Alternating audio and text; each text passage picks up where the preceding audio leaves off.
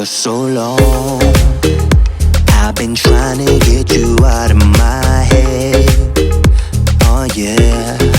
Everyone was afraid to come into Atlanta because the media had talked so much about traffic being bad in Atlanta. Yes. It's going to be awful because people are here from all over the world and traffic's going to be awful. It's true, we have bad traffic. So I was a manager at the time, and I needed a delivery of some products for my job. Yes. And the company that was delivering them said, well, we've heard all the news about Atlanta. They were coming from outside of Atlanta, and they said, if we're going to deliver this, it was carpet. You have to be at your place of employment at 5 a.m. That's the only time we're coming because we want to be out of Atlanta by like 9. So, yes. Okay, so I said okay, and I came in at 5, and I unloaded the carpet truck, and I was due actually to be in work at 7. There was no point in me going back home, so I just stayed and I was working. At this time in my life, I was working in this warehouse that had no windows. All of a sudden, I hear outside, I hear a car in the parking lot. And it's like, at this time, it's like 5:30 maybe, because I had unloaded the truck. So it's like 5:30. And my initial thought, because this was in a bad neighborhood, was that someone is trying to steal my car. Because it's 5:30 in the morning, I hear a car outside in the parking lot. So it's a warehouse door, and it's got an overhead door that I can peek through, and I can see, yes, there's a car right behind my car, but I can't see what kind of car it is. There's a walkout door also. So I said to myself, well, I can stand in here and do nothing, or I can man up and go out and see what's up with my car. So I go outside, I open the door actually, the walkout door, and I'm relieved to see behind my car a police car. And there's a police officer standing there.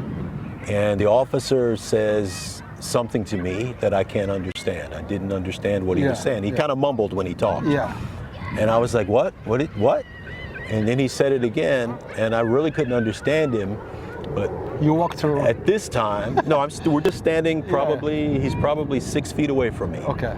At this time, another police officer comes around the building with his gun drawn at me, and he tells me to get on the ground, and he's yelling at me, get on the ground, get on the ground, and he's got his gun.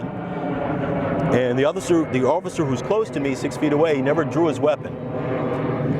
And he's just kind of watching this happen, and the guy just keeps getting closer and closer to me, telling me to get on the ground. I'm like, I maybe should have gotten on the ground right away. I didn't. I just kept saying, why? What are you doing? Why?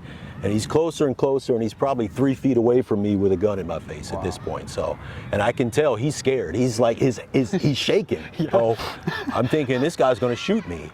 And so I get on the ground, and I'm like, what are you doing? And he's like, I've got one in custody. And his radio on his thing. The other officer never drew his gun, never said anything. And I'm like, I work here, what are you doing? And he's like, he accuses me of being a thief. And I tell him my ID's in my pocket. And if you look inside there on that desk, you'll see the same name on that business card that you see on my ID. I work here. So I'm handcuffed behind my back. He takes me around to the front of the building. And it was kind of up a hill because there's an upstairs and a downstairs. I was in the downstairs part in the bottom anyway. Takes me around. The parking lot up front is full of police cars and policemen. Wow. So he takes me to his sergeant, and his sergeant says, what are you doing in this building? And I tell him I work here. And the sergeant guy is like, okay, uncuff him. And what happened is someone had broken into, there was a separate store upstairs. So, someone had broken into the window. And you were looking for And I guess they saw me come out, so, but again, no questions asked. Gun in my face, get on the ground, nothing. Did he apologize or not? He said he was sorry. After his sergeant told me to release him. Well, the last thing I'll say about that,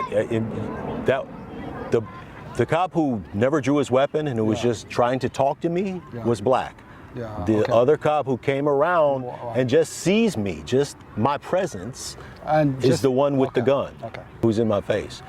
And the only reason I complied was because I thought, just in that moment, I was like, I hear about this all the time. They shoot black men all the time and then say, well, oh, he had a weapon, or oh, he lunged at me. And I was thinking, I'm going to leave 3 kids orphaned at home over something stupid. I don't even know what this is about. Yeah. So why do you have one cop who's willing to ask me why? I'm assuming he was asking me why I was in the building. Again, I couldn't hear him, but he never drew his weapon. We spend more and more money on the police and giving them tanks and giving them armor and giving them assault weapons and To protect us, man. to protect us. Yeah. Okay. And Don't you think so? We spend more and more for the police, and we spend less and less on things like homelessness and people's mental health and things like that. But we spend more and more on police and less on the citizens. We need to help them. It's not it's a human thing. But I heard, I'm not sure if it's true or not. Some homeless, they don't want help. You take them, the government take them to the shelters and you try to get, like, if they are addicted or whatever, but you don't want to stay there. You want to stay in the street. Yeah. I'm not sure because I don't know. I'm sure there are people like that. Yeah, I'm sure there are. A lot of people, though, who are homeless don't want to be homeless and would like to be in a home. Okay. I'm sure. Okay. So there are various reasons. There are a lot of different reasons. There's no reason, one reason. It's complicated. And we'll always have poor people. I mean, even the Bible says that. The poor you will always have with you. So I just think we can do a better job. You know, a lot of homeless people are veterans, people who were trained in the military, and then they come home and they know how to kill, they know how to militarize and do things that they learned in the military, but sometimes they come back and have no marketable skills. Because their life was spent in the military. I don't know if you knew that or not, but there are a lot of homeless people who were formerly in the military. I heard that, yes. Yeah. It's unfortunate. No, I don't think it should be that way either. We should, what do you think? We should, like, build homes for those people. That's it, period. Well, I don't know. I don't have the answers. It hurts or it feels bad when you see a human like you, like in the street, doesn't have anything and just asking for $1 or I feel really like, why? We are in the greatest country in the world, and why we have this homeless people? Yeah, shouldn't be. A lot of homeless people, and we spend a lot of money on a lot of other things. Helping other countries. Helping other countries. And again, don't take care of the inside. And we need to take care of this country. I enjoy talking to you. You know, this is your day off from work, and you give me some time to just talk to you, and I appreciate that. Thank you very much. You're welcome. I enjoyed it. Because I know you're a smart man, and thank you. I always enjoy talking to you here at work when I come to your office, and even for that 1 minute, 2 minutes, I enjoy myself talking to you. Thank you so much.